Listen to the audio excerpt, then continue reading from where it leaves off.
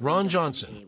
Well, he makes a series of statements even before being ratified by the Senate of that country. And regarding what Mexico has achieved in terms of security, he speaks precisely of important progress and of President Donald Trump's satisfaction, given what he's seeing in terms of curbing the transit of aspiring migrants of any nationality, not necessarily Mexicans, and the security measures that have been taken at the border to curb the trafficking of all types of narcotics, including, of course, fentanyl and other synthetic drugs.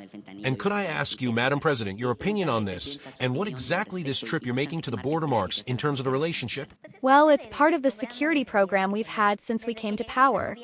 We propose that our security strategy consists of 4 pillars, or it has consisted of it since we proposed it, and it continues to do so. The first is to address the causes of the problems. The political adversaries, they don't believe it's essential, preventing young people from becoming involved with criminal groups. That's the focus on the causes, improving the well-being of the Mexican people and, at the same time, special programs for young people that prevent them from becoming involved with criminal groups.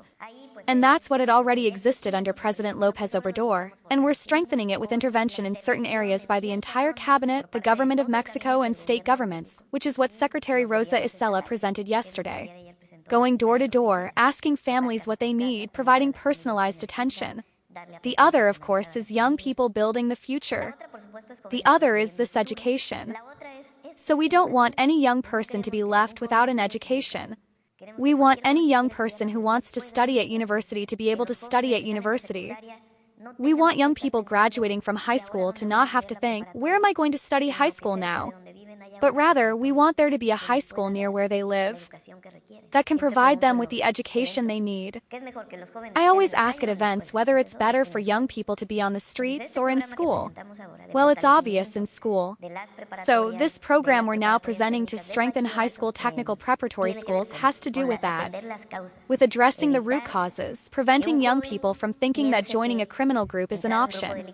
And that's a death option, not a life option.